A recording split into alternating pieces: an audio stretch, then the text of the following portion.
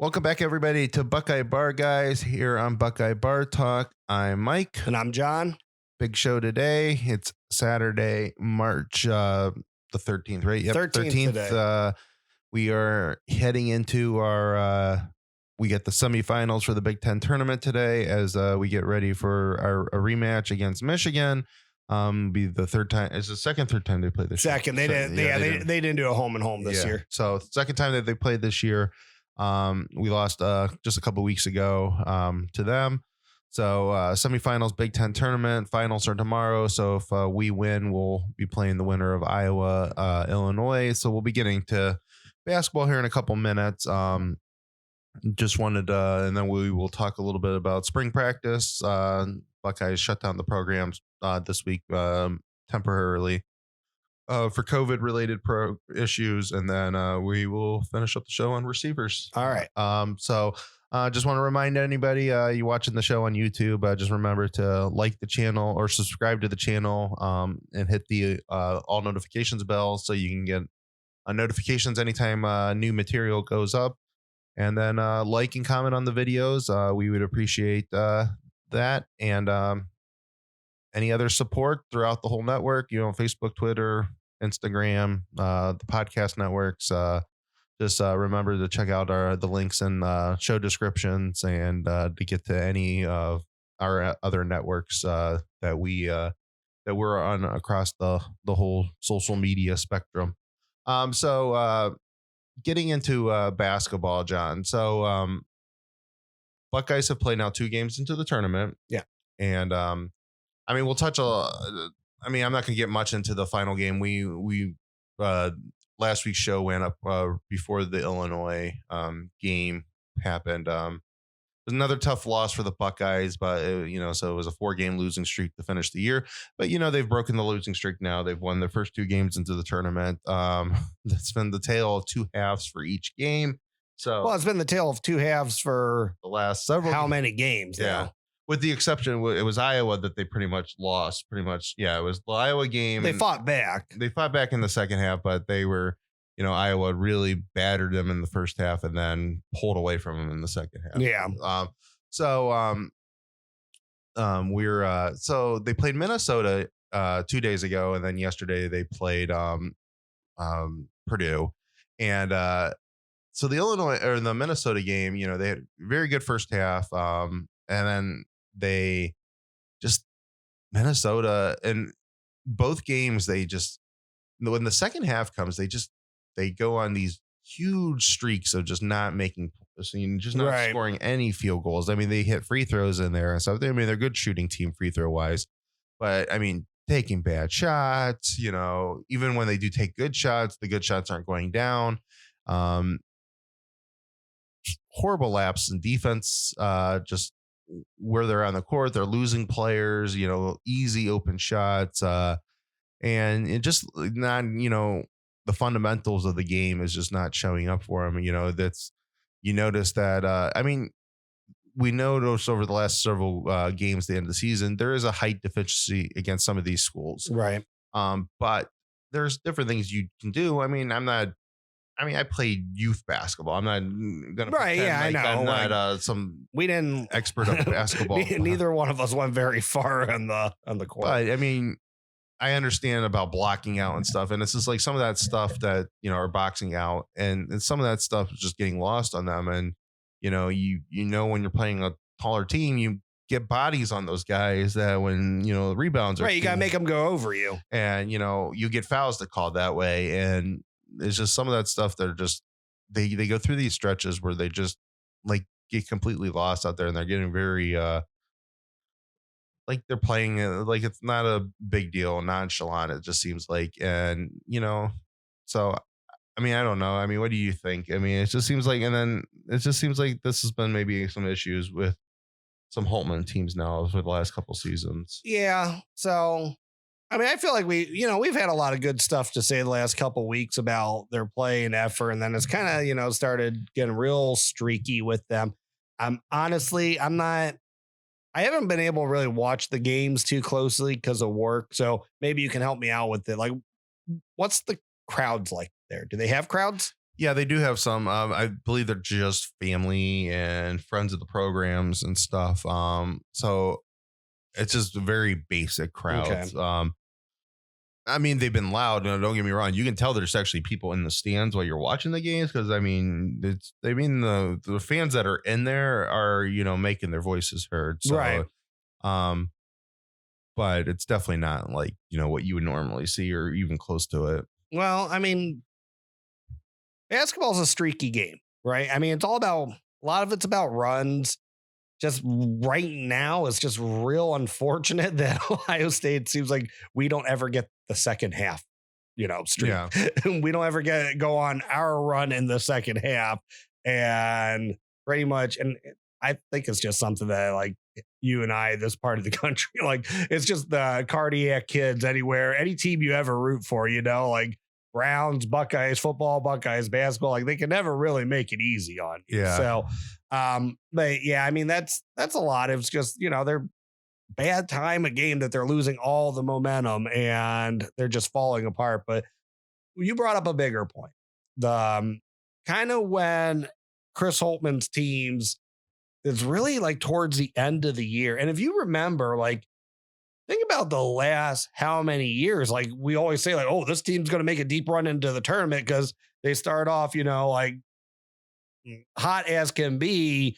And they win like 10 games or so right in a row. Or last year, I think they beat Villanova and North Carolina. Yeah. And even though they didn't get to play a tournament last year, but same stuff happened last year towards the end of the season. I think they went on a point in the Big Ten schedule where they lost like 5 games in a row.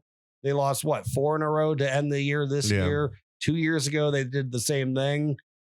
A lot of kids have transferred out of that program. So I don't know what goes into like conditioning basketball players that, makes them ready for the longevity of a season. So I have always had concerns. And again, like, I think this year I'm like, okay, we got some transfer guys in. We finally, we're finally seeing this program finally gel together, mesh together, and then it happened again. And I just have some concerns about them peaking at the wrong time. Yeah, that's where all my concerns have been. It's just like, a month ago, you're hearing, oh, they're going to be a 1 seed. I mean, look, they're beating up all these teams. Look how good they are. And again, I understand there's height differences, but and I think that's just too simplistic. There's ways to combat height. And I mean, it's not like they're a small team. I mean, Kyle Young plays big, right? Yeah. EJ Liddell is a big guy. I mean, he might not be as big as some of these guys that he's been going, but he's a big guy. He's a strong guy too. I mean, I've seen him back down some of these guys and, put up layups and stuff. It's more than just having a height advantage. You got to know how to play against height. And even then, the height advantage is not, when you're going on taking bad shots and looking for the extra. I mean, there was a couple times, on a couple of the guys yesterday when they went on 2 big stretches. I mean, a huge stretch in the second half. It was like 8+ minutes where they didn't score a field goal. And then they end the game. They went on another where it seemed like they made it. It seemed like there was a part in the second half of them. Okay, they're going to win this game in this half. And then the last, like, I think 3 minutes and 3.5 minutes or something, they don't score again. And it's like, I mean, outside of just making free throws and then finally they did hit in the last minute, they did hit a couple shots to, because Purdue comes and ties the game. And then they kind of went back and forth a couple times to where the half ended before going into overtime. But, I mean, taking bad shots, I mean, you don't need, I mean, they've had some, and there's some open shots that they're missing. There's bad shots that they're taking. They're not finding the open guy. Some of these guys are just trying to, drive the lane. There was a couple stretches in there where I thought Dwayne, could have very easily, passed the ball off and, to an open man, and he decided not to. Well, I mean, that's kind of his MO, though, is what people say about him is a lot of times he tries to take it over and he takes too many shots on his own. Yeah. So. And, and that's the stuff, especially, I mean, this isn't the NBA where you can get a 7-game series to see, right. I mean, you need to win these games. You're a loss and you're out. And right. Exactly. It's one and done. So survive in advance. That's the name of March Madness. I mean, that's what you're doing. Yeah. So I So I do have concerns. I don't like how these halves are going. I didn't like how the Minnesota half went at all. And then it was like even worse. I mean, the Purdue game, they built up even bigger lead against Purdue in the first half. And I get it. I know Purdue is going to be a nightmare for a lot of Big Ten teams going forward. I mean, they have, I think, like, I know they had two freshmen on the all freshman team. They have a couple more freshmen that are, some solid. Well, kids. they're a super talented team. I mean, they're going to be at the top of the Big Ten for the next several years because of those freshmen. And, that's going to be interesting going forward. So I understand that Purdue's talented on the same issue that Ohio State was very hot in the first half yesterday. Purdue was very cold, and Purdue's a good team. So you expect that in basketball, things are going to normalize. And yes, you're right. There are runs and stuff like that, but you can't go 8+ minutes without scoring a point. Then when they finally are becoming themselves Purdue, and if you don't score any points, then that's how comebacks happen. Right. To the point that happened. And I'm not, I was expecting the game to get closer in the second half, but I mean, there's no reason why Ohio State shouldn't have been able to finish that game out in the first half or in the second half and, win that game. Yeah. I mean, they won in overtime. And then they looked great in overtime. It was like they were kind of back to being in the first half. They pulled away and, looked really good. And I understand some of it also gets hurt that, Kyle Young, who was very hot in the first half. He made what, 4 or 5? 4 big threes. And, he gets, taken into the protocol. So I haven't heard anything whether he's expected to play today against Michigan. But, I mean, that did hurt. But, again, basketball is a game of streaks. There's no guaranteed he would have been as hot. Even there's no guarantee he would have still stayed as hot as he did in the second half. Right. No, I completely, I get that. I agree with that. My thing, and this is probably so simplistic to what, of a diagnosis or analysis, but if you're so they are deficient down low. Like that's just, you can't compete against, 7-footers that could play in yesterday's NBA, that, easily could play in yesterday's NBA, maybe still have a role in today's NBA when you only have 6'7", 6'8" guys at the, at the tallest out there for you. So if you can't compete there, you got to be so sound everywhere else. Exactly. You got to be able to do everything right. You can't take bad shots. You can't afford that, because if you get down, they can just, stretch the clock out, run the clock out, just beat you down low the entire game. So and that's why you got to pass that. You got to do ball movement. And, we got to see this over the last several years kind of firsthand, living in, and again, this is the NBA compared to college, but being the Warriors. Yeah. The Warriors, how many times the Cavs did beat them once, but the Warriors were a great, when you think about how just prolific Steph Curry is, but it wasn't that whether Steph's taking the shot, it could be Klay taking the shot. It was could Draymond a lot of times. Draymond's taking the shot, or it's, when, Durant came, it's Durant taking the shot. It's Durant's not fair. That guy's a cheat code. Yeah, but they still, the guys that came off the Iguodala and, the guys coming off the bench, they didn't care necessarily who was taking the shot. Right. Who was Livingston. I mean, who's the open guy taking the shot? And, they, and you just that's why ball movement, and when you get too caught up, maybe if you're taking bad shots, and find the open guy, and eventually those will start hitting. And, you once you start taking more good shots, then, eventually those shots will start hitting and finding, finding, the rim and getting in and all that stuff. And you have to have a supremely talented big man to be able to, play the game like that anymore. Yeah. And they have to know, they have to be a good free throw shooter too, because. And from what I've seen from Liddell could be that. I mean, he's fine down low, where I think he's still not. He's what, 6'8"? Yeah, but he can pass out to open shooters. Right. I know. I mean, but that's the thing. You gotta be able to move in and out too. You gotta be able to pass the ball. If you're, like I said, if you're deficient down low, that if it's that much of a mismatch, and those are the guys you have looking forward to play, you got to do as much else right as you can. Yeah. So I think going forward, I think Holtman, he probably does he needs to probably recruit somebody that's bigger. I mean, just to eat up minutes. And make it harder for the big guys. Like get a 7-footer out. Some there. of these guys are young guys. I mean, Hutchinson's a freshman, I believe, freshman or sophomore. Well, you never know with basketball how long that means they're staying, though. Yeah, and some of these guys on Purdue. I know the one Illinois kid is a freshman. So yeah, you're right. I mean, they could be one and dones and stuff like that, but they could be around for 3 more years. Yeah, and, I mean, you never know. I mean, it doesn't know. I mean, big men doesn't always scream NBA. So, some of these guys might, there's usually only a few big men that go early in the NBA. So a lot of these guys might be like, I'm going to play my 3-4 years and then take my shot into the NBA. Right. And so you might be dealing with some of these kids for a while. So, I mean, find one. I mean, you're a big time. I mean, you are a big college program. I mean, you should be able to find a 7-footer that, will want to come to Ohio State. I mean, yeah, I think you can probably find one of these like carbon copies that, you see at Wisconsin's or Michigan's or Purdue, a Big Ten center that they're a big guy, big body, and they have a little bit of distance on their shot. I don't see why you couldn't get one of those at Ohio State. And, and basketball is such an international sport. I mean, if you can't find somebody around here that,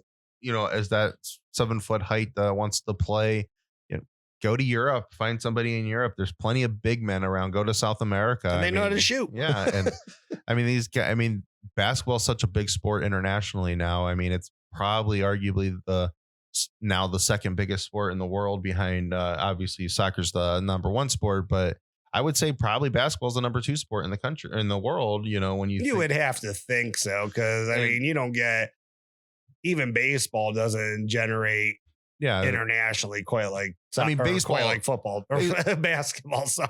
Yeah. So, baseball is huge in its certain pockets around the world. Yeah, absolutely. But I mean, basketball is number 2, I would say pretty easily. I would say that. And although football is number 1 to you and I mean, realistically, that's just not played everywhere like it is here.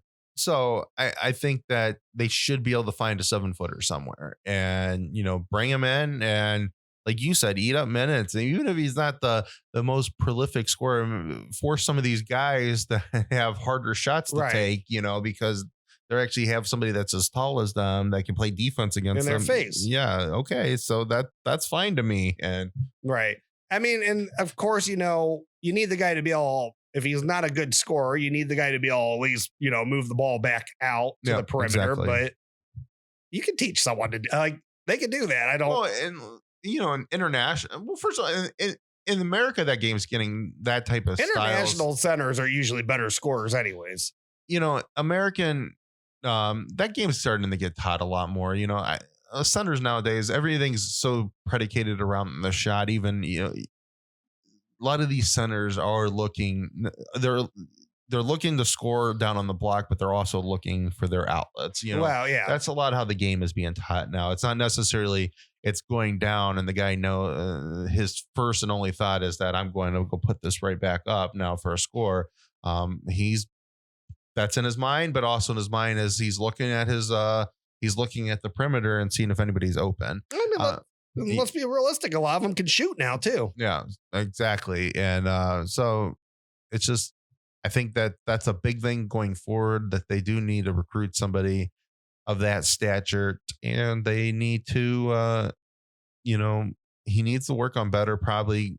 I mean, going into the off season, it's kind of hard to work on now. You need to really beat into these guys' heads that, ball movements is a good thing, pass the rock around and, find your open guys and, and make life easier on yourselves and don't take bad shots. And I mean, hopefully you don't have a bunch of transfers out of the program like you have the last 2 years, because then I think that definitely brings in a much larger conversation then. Yeah, and then that's kind of been another thing. And, we'll see what the transfers look like. I mean, that kind of has made me nervous. I mean, I've made comments about Michigan football for the same thing. I don't get why that's not brought up more. Like, you got a lot of people leaving. So like, why are so many guys leaving? It's awesome when you have really good recruiting classes, but when you lose 2 out of the 3 guys, like, like you lost Gaffney and you lost DJ Carton. Yeah. Right. Like, I mean, that was going to be a stud class with EJ Liddell, but you lost 2 of them. Yeah. So yeah, I don't know. And I know he lost guys the year before that too. So see what they keep around this year. But I mean, that could be with peaking, that could definitely be a much larger conversation. And that could be a part of it, that how he works the guys or something like that, that is just not, doesn't work out for them. I don't know. I don't know what it is. Exactly. And I also know it is more when a team sees you and they know how you play, they got that film and they have, that just muscle memory of playing you. Like they know little things. So I don't know if Ohio State just doesn't do enough out there that, they're easier to figure out the second time around. I mean, I'm sure everyone is, but it just seems like it's been happening for years that, that second time, that end of the year, there's this stretch where they just lose like 5 games in a row. And that just doesn't speak to me like a actual, contender. Yeah. So, the last 2 games, so this first half, second half thing has been nerve wracking, but they could turn around. They could look good today, beat Michigan. And then I think there's a lot of good, they've won 2 games. At least they've broken the losing streak. Yeah. I would like to see them get another win. If they could pull out the game today, then I do feel really good. I still feel really good about the tournament. It might not be the second weekend, and they might be out in the second weekend, but I think they could still make a run to that second game of the second weekend and make the Elite Eight. And, but how they were looking coming down the stretch and how they kind of looked in the last second half. I mean, if you keep that up, you be out next weekend, and that's kind of first weekend. Yeah. Well, that's what I mean. The first weekend, and it could be the first game. I mean, you don't know. I mean, hopefully seeding's pretty favorable. Yeah, it could, but 15 seeds have knocked off 2 seeds, and I think now they've probably have solidified the 2 seed. And we'll see what the NCAA decides on the selection committee. But when Minnesota was coming back, I was nervous. I'm like, this could push them to a 3. Well, I mean, it's a game of matchups, though, Mike. I mean, if they get to next weekend, game 1, and they're a 3 seed, and the 14 seed has some dominant big man, that's something to be worried about in game 1. Exactly. That is. I mean, it seems like you'll most likely be playing a mid-major, and a lot of times the mid-majors don't have the dominant big men, that there's more shooters, so that you hopefully that. But again, Buckeyes have had lapses in defensive awareness in the last several games in the second half, and having a team that's a really good shooting team, that could kill you too, because if you're not right, rotating with the ball on defense, and they will find the open man, because that's how their whole program is built. Yeah. So, I mean, I'll say from what I've seen from Ohio State this year, and I've seen of the little bit I've seen of other teams, I really do believe Ohio State, they can play with any team in the country. I honestly do believe that. I just don't know with what I've seen in the second half of all these games, if it's really like plausible. I mean, it's possible. I just don't know if it'll happen, because it just seems like this is just a trend that's going on, that they don't play complete games. So I do think they can play with anybody. They've played close in most of their games. I mean, if you look at it, I mean, we can all be upset about the teams that, they lost down the stretch. Well, those are 4 good teams. Those are top 10 teams outside of Michigan State, which that's an Izzo basketball team. I mean, his teams are always going to play hard. He's always going to be a good coach.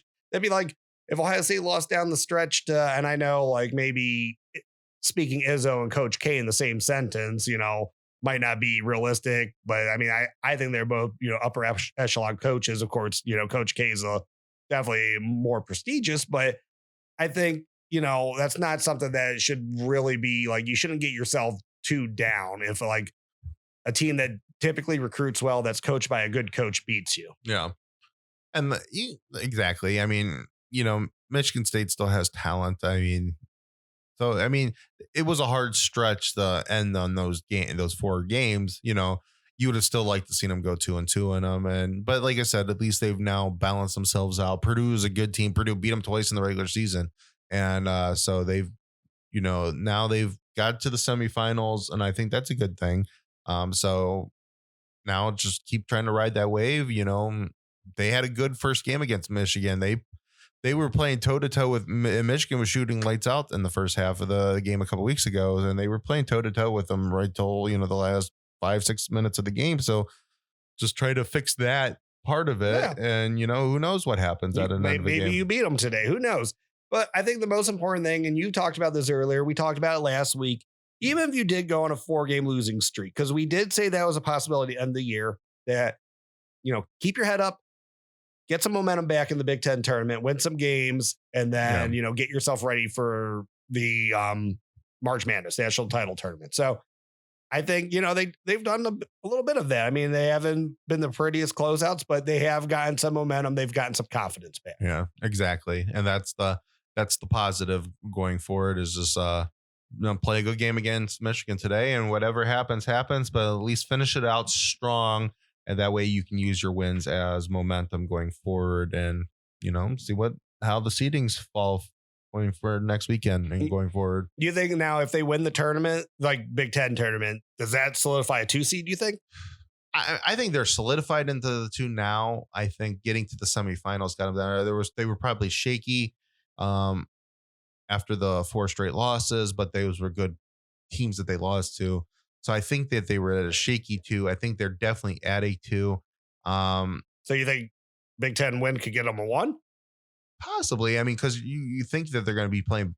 You would think. I mean, they're going to be playing Michigan for sure today, and they're going to play Illinois or Iowa, and both those teams just beat them. So I mean, at least that gives a committee some, saying that, well, you know what, they avenged those losses though, so they at least prove that they can play with those teams. So, they might be able to sneak back to the 1. I don't know.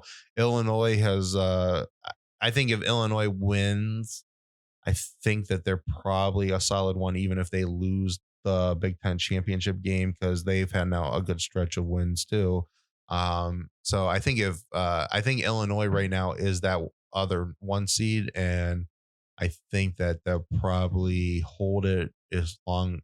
They'll definitely, I think if they win today against Iowa, I think that they'll definitely hold it regardless. Okay.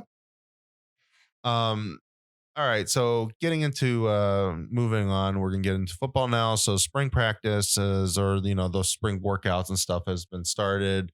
We're not officially into spring practice yet, but we had a stoppage this week because of COVID concerns within the program. So it's that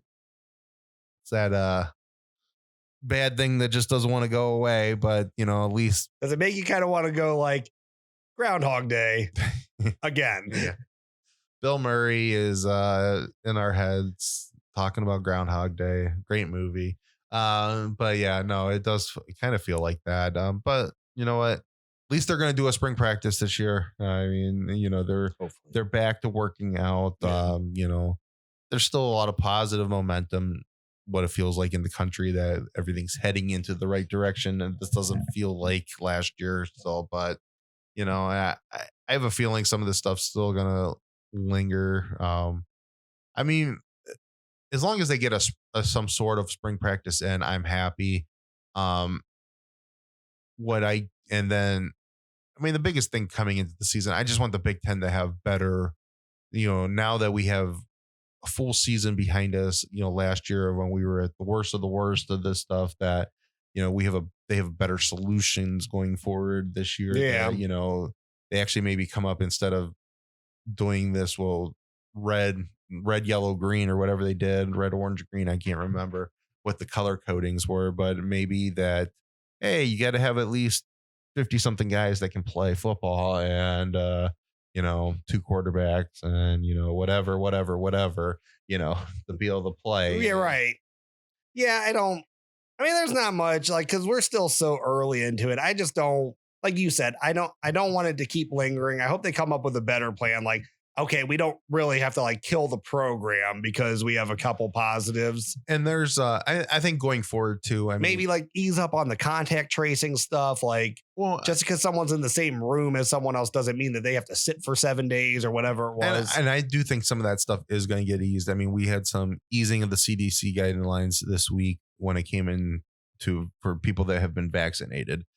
The president said the other night that he would all states need to have a plan to make sure that vaccines are available for all adults by May 1st. All adults count college athletes. So, because they are technically adults. So that they would fall into that category.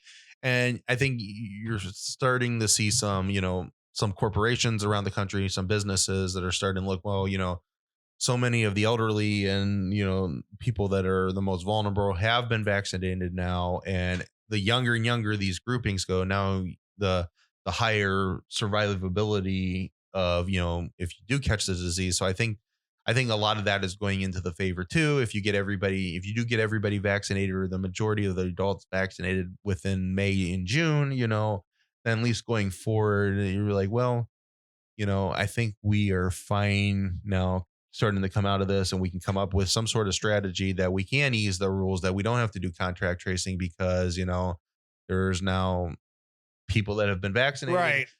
people that have caught it, so far and so forth. And, so there will be immunity within the population, that, we can start moving forward. Yeah. I mean, I think as long as there's like a plan for that we don't have to, like I said, gut a team just because there was a couple cases, and then so many people have to sit out because of that, because they were in close contact, but they didn't necessarily have a positive test, or, people have a positive test, but then they're out for 3 weeks. Like, why? Maybe like the first negative test, they should be able to come back. Like that's just where I'm at. Is like, when someone's not contagious anymore, like, I don't think I'm not a doctor. I'm not going to say like myocarditis isn't as prevalent as what they're saying. I just think that when something isn't very likely, but it's possible, I don't think that's a good enough reason to just like shut things down for 20 days. And with stuff like that, and there's actually been some newer studies that have actually come out since the end of the football season that has, that has shown even more that myocarditis might even be less prevalent than. Right. So I think you just have to kind of monitor and stuff. And like I said, with the vaccines now coming forward, there's immunity within the population of people that have already caught it. There's been a lot of different studies that have come out from, legitimate doctors that are in the infectious diseases community that, are showing that, the immunity does, people that have had it, for the most part, as long as they didn't have other issues with them, those people have built up some sort of immunity going forward. Now you're going to put the vaccine on top of that. And as I said, as the age and the conditions of, pre-existing conditions, is now as you start, as more and more of those people get vaccinated, and you're getting down into the younger populations now. I think and like here in the state of Ohio, we just started phase 2. So now it's, I believe it's everybody 60 and older, and, the diabetes, if you have diabetes, you're eligible. So, eventually that's going to move to 50 and older, and right, so on and so on. And, eventually it's going to be us, and then younger than us. And that, I think, is the more you get closer into the younger population, everybody's going to start feeling a little bit more secure about it. At least the people that needed to be vaccinated have been vaccinated. So maybe we can start getting back to normal, or closer to normal, with the other populations, because you know what? We know that it just doesn't run through the younger. Not saying it can't. We know it can, but it just becomes more not as likely that it's as fatal. It's just not as lethal or not as fatal in that grouping. That is what it is. And so if what the federal government's saying, that we want everybody vaccinated by the beginning of the summer, and by July 4th we're closer to normal, then you know what? That's something at least you can hold on to, that, by the time football season rolls around, then every one of these college kids are vaccinated. So right, they aren't going to worry about things like contact tracing. And then, there's still a chance you can catch it. None of these are 100% effective, but no vaccine's 100% effective. You can still catch the flu with the flu vaccine and stuff like that. So, but it's just more and more or less likely that you will. So, if somebody catches it, they're not going to be like, well, who was he around? Who was he around? Right. Now it's that you're just that person has to sit out. Hopefully they have a better strategy, that maybe it's not 21 days. Maybe it shouldn't even be 14 days. It should be, you are sick till you're not sick anymore. And that's just how I feel about it too. Like if if you get a negative test and you're not like physically, you feel fine that you can go out and play football, you should be allowed to. Yeah. And I think the biggest thing, regardless, is the Big Ten. They have to be able to adjust what their model was last year. We saw all those Southern conferences, as much as everyone's going to have to shut down, they'll see in a couple months. No, they played full seasons. They play full seasons, and Notre Dame's up here, and Notre Dame played a full season in the ACC. Yeah, so exactly, and I think the conference will be much more flexible going forward. I hope so, man. But I mean, we'll see. But I don't trust those idiot precedents. I do think they will be. I think that again, it just seems like more and more. And now, like I said, the CDC guidelines are starting to ease a little bit. I mean, everything's still moving at a very slow pace, but things are starting to ease up. And I think that ultimately, come football season, I mean, I'm not going to say we're going to be 100% back to normal. I don't know what fans in the stands are going to look like. It might only be 50% fans, but I mean, in Ohio, I mean, Dwayne did say the other day that he could see by, mid-July that both the Indians and the Reds are at full capacity. So, and I get that's pro sports. The Big Ten could come with a ruling that would be like, well, our conferences can't be, but at least the government's starting to have a thought process that, hey, we by this summer, our pro sports teams can be at full capacity. So I think that at least for the Browns and the Bengals, that sounds good for 100,000 seat coliseums, and you can't even let anybody in. Yeah. I think that will change too. I think that there will be people in the stands next year. I don't know how many people will be in the stands. Big Ten might come out and be like, well, you can have 50%, but I do think there will be stands. Okay, but 50%, I mean, I don't know. I think they could have just at some point this year, they could have came up with that conclusion also. I mean, when you look at it, like Ohio State, Michigan, Penn State, and I don't know about if there's any more now, but they're 100,000 seat stadiums. Like, yeah, those three for sure. You could have had 20,000 people in there, and it wouldn't even look full. And the next closest is Madison, which is in the 90s. So there you go. I mean, I believe it might be in the 80s, but Camp Randall's up there in the 80s, 90s range. There is definitely room that the stadiums could have at least had 20% capacity. Yeah, exactly. And Lincoln's up there too. I think they've had some expansion, so they might be getting closer to 100. So, but they're up there in big stadiums too. Okay. But yeah, no, I agree with that. So we went to we talked about the last couple of weeks. We talked about quarterbacks or running backs. And now we're going to talk about the receivers. The receiver room is very interesting. It's very interesting. So we know Olave's back. We know Garrett Wilson's back. Garrett Wilson had to come back. Olave kind of surprised me for sure. I think he surprised you too. I figured he was gone. So that was a surprise. You have Juice back. You lost Mookie Cooper, but you got still the other three of that class back, and now you're bringing in another top 3 wide receivers. And so, I mean, you got 9 big time receivers within that receiving room and not even counting some of the other guys that they have. Yeah, you're like Jalen Harris's and Elijah Gardner's. I mean, we're not even talking about them right now. You have 9 big time receivers into the program. Yeah, I mean, it's super interesting. I mean, I would think, and you would think Garrett Wilson's kind of solidified in the slot that they're not going to mess around with that. You know who your 2 starters are. Garrett Wilson was kind of like slot out of necessity last year because you needed him on the field. He's such a mismatch that's just he's just a guaranteed almost. I mean, and I know for a point there, I mean, he was guaranteed 2 touchdowns and 100 yards a game. And I think that's not good. I mean, full season, Olave and Garrett Wilson healthy, they're going to be both 1,000-yard receivers. Yeah, I agree with that. I think easily both of them are 12 plus touchdowns because of, I mean, Olave is just, I mean, he's proven he's even against good cornerbacks, he's a mismatch against, I mean, he runs by, you never thought he's football fast. I mean, that dude runs right by people. And I mean, when everybody talks about you need because, Juice is your burner on the other side. I'm like, I think they're fine with the burner because Olave is just such a good route runner that he gets open. Olave gets open on everybody. And he has good, when he makes his double moves and he gets past people. What cornerback stayed with him all year? And I mean, you could even say cornerback stayed you could even say against Alabama, like, who was with them all year? Since he's played against, when he got in and when he made his come to in that Michigan year, when he beat up Michigan, his 2 touchdowns. Freshman year, yeah.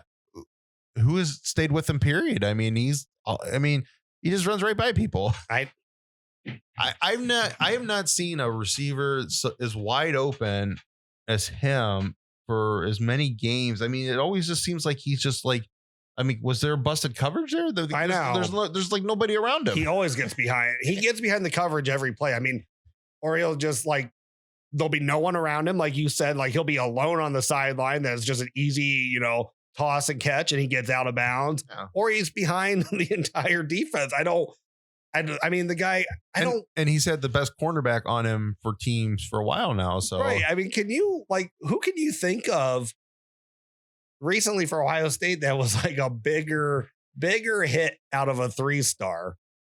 Who was the last that you can think of that was like, man, this guy really was underrated, and he just bought in and he came and he conquered. I know I'm missing somebody, but it seems like it's AJ Hawk is right? the last 3-star. Then and Troy Smith are the last 2. AJ Hawk is the exact guy I was thinking of. That it's like, he's a little undersized for a linebacker, and maybe not, going to be the man, and then awesome when he was here. Yeah, and that's just like. And I know it's a different side of the ball, different position, but that's just like, that's the type of like trajectory. And what I've seen from Chris Olave is just, this guy was like, he was a nice, get to that 18 recruiting class. And he's just been incredible. Yeah. Since he's gotten his opportunity. And it's funny. I was actually, and I'll credit Letterman Row. I was watching Johnny Dixon was on with Austin Ward, and he was talking about like Olave playing. And he's like, the first week of practice, like him, me, Paris, and KJ, we looked at each other. We're like, oh, he's going to be better than all of us in a couple weeks. I mean, he's easily, arguably the best route runner that I can remember them having there. Holmes? And like, yeah, maybe that was the last one. I don't know. That's the other. Holmes was a 3-star. I mean, he was a 3-star coming out of Florida. So maybe that's who I can think of with like. Yeah, I think Olave's faster than Santonio Holmes. Yeah, maybe. I don't know. Holmes is actually really, like I said, fast. They were both football. Even their numbers necessarily, they ran fast for. I mean, they're fast guys, but their football speed's even faster than their. You gotta 40 times. You gotta know how to make your moves. You gotta know how to get open. I mean, that's much more important than running. How fast you can run in a straight line. Yeah, and you gotta know how to get open with pads on. And those guys are just really good at it. I mean, Olave, like I said, he's just like, and honestly, Holmes, that might be the last guy I was thinking of that just ran free as much as he did. Yeah. I mean, and like Olave's had the best corner on the other team on him. I mean, he still just runs free. I mean, and usually the safety's over top of him. And like KJ Hill ran really good routes, but I mean, there was still, athletically, Olave's kind of in a different league than what KJ Hill. So, yeah. I mean, there were still things holding him back. Santonio Holmes, I think a comp for a receiver, that's someone that really comes to mind when I think of Chris Olave. Yeah. So we kind of mentioned this a little bit last week. Obviously the top 2 spots are. I think we don't have to go into those 2. They're amazing. They're solidified, and it makes this logjam even more jammed up now because now you're fighting for one spot to be a starter. I think we both have the same feeling that Juice doesn't have this spot locked up because you don't necessarily. Olave takes a lot of that you don't need. Just a burner on the other side of the field. We just said Olave is wide open, for touchdown all the time. It seems like Jameson Williams, and I'll say it real quick. He's not, at least what we've seen, he's not Ted Ginn. No. No, I like him. He's had a couple touchdowns. He definitely helps open up, the field because he runs straight down and he pulls all that safety help back. I think I would like, because I think Jackson is that's more, he's with Garrett. I would like to see. I think that's a spot where I think I would like to see Julian Fleming really take this year, or one of this upcoming freshmen. So, unless G Scott can take it, if Fleming or G Scott, and then or one of these freshmen. Hey, I'm all for the best guy getting the job. Yeah, anyway, if it's a Buka, all right, Emeka, let's go, let's play football. So you think Jackson Smith and Jigba, excuse me, you're good with him as your backup slot. He's going to be your backup slot and your 4th receiver when they have 2 slots. I think a lot of people think he's going to push for the starting at the 3. I think athletically, the other guys are a little bit better than him. Like he is outside of maybe Igbuka coming in, he was definitely like the most polished of the wide receivers within the last 2 years. I mean, that guy's a stud. He can great hands, great awareness, definitely athletic enough. I'm not saying he's not, but I don't think he has quite the same tools as like, Igbuka and Fleming do. So I'm good with him staying in the slot there because I think that's where he is next year anyways. So let's keep him there because I don't know if he, if he's better than those other two. Like why I was saying, I would like to see Julian Fleming be the guy. If one of the freshmen beat him out, if G. Scott beats him out, I mean, I'm fine. I want the guy who wins the job to be the guy. I want the best guy and there's there. going to be rotation anyway. So a lot of these guys are still going to be playing regardless. Olave is to me, he's kind of, if you think about it, back from the 2014 national championship game, he's the Devin out of it, he's a better route runner than Devin was, but he's got really good hands. He catches most things thrown at him. I mean, he might not be crazy outworldly like Devin, but he kind of does the same stuff. He gets behind the defense. He gets behind people just like Devin did, and he makes plays down the field. He's your down the field touchdown guy. Garrett Wilson, you know what Garrett Wilson is. I mean, he's your slot guy. He's just all world. Yeah, he's a mismatch against anybody that you're going to throw against him in the middle. And he's a mismatch against most corners too. Yeah, exactly. So it doesn't matter. And so you think you're going to put your nickel guy, your linebacker, your safety on him, you're going to get destroyed. Period. He proved that this year. It was just a travesty that they never went back to him in the national championship game. I know he dropped that pass, or was it a bad throw? I can't remember, but he was wide open down the sideline. Then should have come right back to that crossing route and they should have ran that play so many times against Alabama and seeing if Alabama could come up and take care of it. Because I mean, he had easily, and I don't know what the back coverage looked like, if anybody could have come on a I mean, he easily had 20 yards there on an angle, but he could have had 6. He had a wide open sideline on that crossing route. And so we know that. And so I'm looking at Julian Fleming being your Michael Thomas type receiver. He's your big, powerful receiver that's going to get, he was a freshman. He dropped some passes this year, but I think he also caught some passes, and I think he could be that big, powerful receiver that catches everything thrown his way, and he's your guy that's going to get you 10 yards when you need to get 10 yards. He'll score touchdowns too. And and if you don't forget, in Indiana, he had the Maurice Claret play.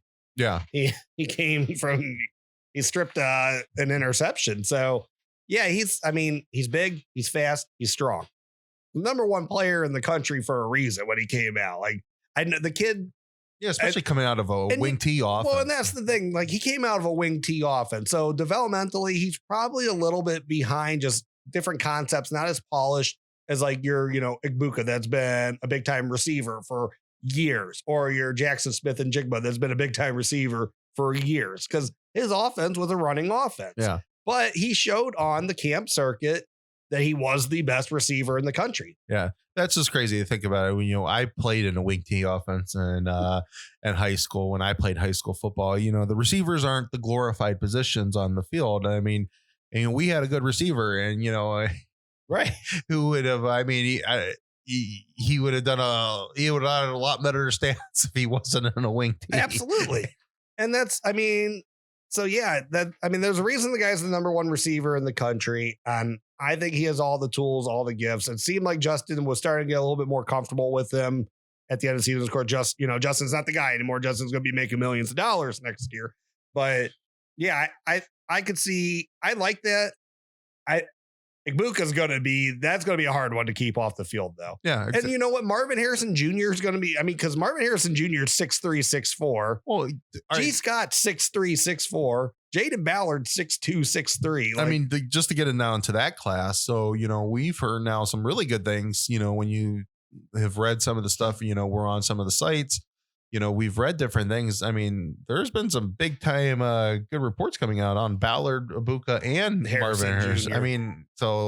One of these guys could take the starting position. And, I've heard some people, I read a thing the other night just about, and I wish I remembered the writer, so I feel bad, but it's one of the big sites. So I can't remember if it was Scoop, Letterman Row, or Bucknuts. It was one of the three, I believe, or 11 Warriors. It was one of them. And I think it might have been 11 Warriors, but again, don't say it. But it was just how great Marvin Harrison is looking coming in. I mean, he said he's the most polished route runner and he's blocking like crazy. And, that's what his high school coach said. He's a great blocker. His route running is unbelievable. And, he's pretty. Who was his dad? I mean, right. You could definitely, people are saying that you could definitely tell that his dad was a Hall of Fame wide receiver. I mean, we won't talk about personal life. Yeah, well, whatever. We don't know anything about that. But, innocent until proven guilty. Right. And I mean, but like I read the same thing that you said that, kind of like just fundamentals, things like that. He was ahead, but I just heard like carrying himself. Like he just knows how to like be professional while he's around it because he grew up watching it. Yeah. And his dad was a short receiver. I mean, dude, he's big. Like I know if he plays like his dad and he's 6'3" or 6'4", whatever it is, like holy crap. Yeah. And it doesn't hurt that he is someone that's in real contention for a big time, quarterback role that they got a report that they played, high school ball together. Exactly.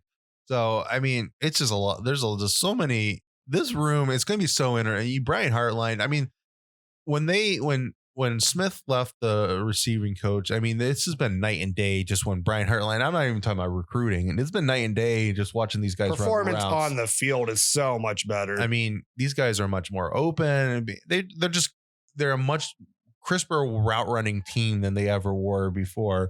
Well, and also when you're getting, 3 top 10 receivers in each class, so that helps too. Yeah, and you're building he's building such serious depth to that room. And now, I mean, I know they're not signed on paper, but you got two studs coming and are scheduled to come in for next year, for the following year. So it's just that they need this room is just they need to get a good rotation going. They need to give Olave and Wilson theirs because they deserve theirs, and they are proven talents that are going to get a lot of touchdowns, a lot of receiving yards, and you got to give them theirs. But you got to find a good rotation that gets a lot of as much of these other guys on the field as possible. And if they deserve to be on the field, they need to play because just wear teams down with.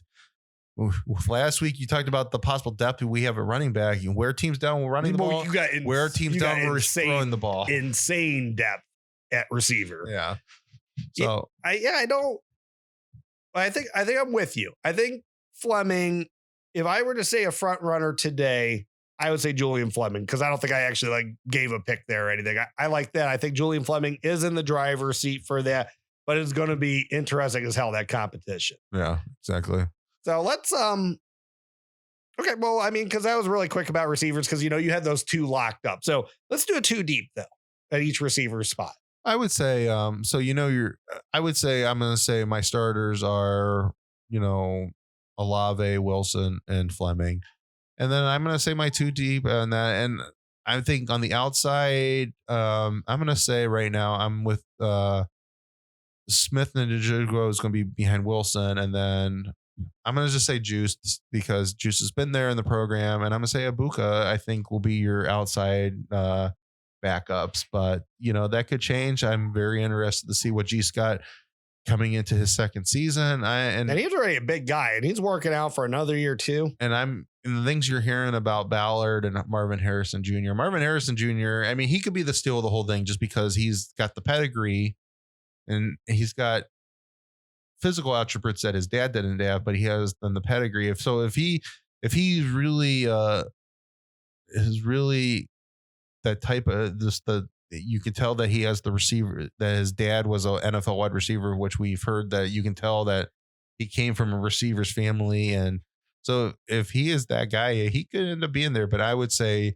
I'm going to say on the outside, Buka and Williams are going to be my backups. So I know typically when you're blowing someone out and you get to third stringers and everything, pretty much at that point you get to the, you're running out the clock, third string against third string, whatever it is. But I mean, think of the possibility. Ohio State's third string, as long as you have an offensive line, I'm sure it's still going to be second string lineman. As long as you have an offensive line that can keep that quarterback upright though against someone else's backups, their third string could be the greatest show on earth this year. Yeah, exactly. I mean, it's because who's going to match up with that?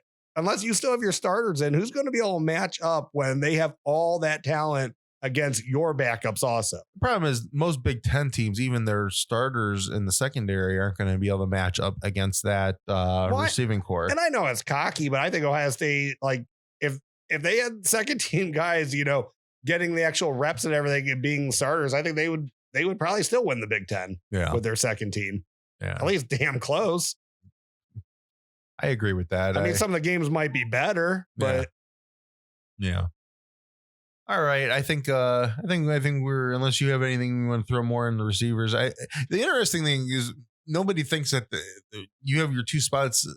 I mean, I don't think the receiving competition is necessarily as interesting as what the quarterback and running back rooms are going to be like. But I mean, it's just the depth there is going to be wild. Like I said, not even talking about some of these other guys that have been in the program. I mean, you have 9 legitimate guys that it's crazy right now, just because you have your 3 guys back that were the main starters last year. You get the 3 out of because Cooper left, but you still get 3 of the 4 from that class. And now you got 3 big time studs that have come in this next class that are now in there. So, right. And I mean, if you look at all like their like body types and what they do also, I mean, each one could be like a starting rotation of what you want out of your receivers too. Exactly. I think I agree with you for the most part on the 2 deep. I would say though, I'm still not convinced that Juice is your number 2. I'm interested to see how that third receiver spot shakes out. Juice, though, what I think could be interesting, and I know Garrett Wilson, we're all saying, you know, he's finally going to break a punt return touchdown. I would have that guy fielding punts and kickoffs all the time during practice, how fast he is. Yeah. See if you can get lucky and get some Ted Ginn magic in him, and maybe he gets some returns. Yeah. I mean, I agree with that too. I would see, because I think they tried him his freshman year. I think they tried it against Nebraska on like a kickoff return and he fumbled the ball or something like that. Give him some chances though. I mean, if he can't hold on to the ball in practice, then of course, you know, you don't let him see the field, but at least in that role. But yeah, I think that's interesting. I think it's something they could work on. Yeah, exactly. All right. I think we're going to get out of there with this, with that. Again, I just want to remind everybody watching us on YouTube, please subscribe to the channel and like and comment on our videos. Make sure you're getting the all notifications. So every time we upload something, you know that it's there.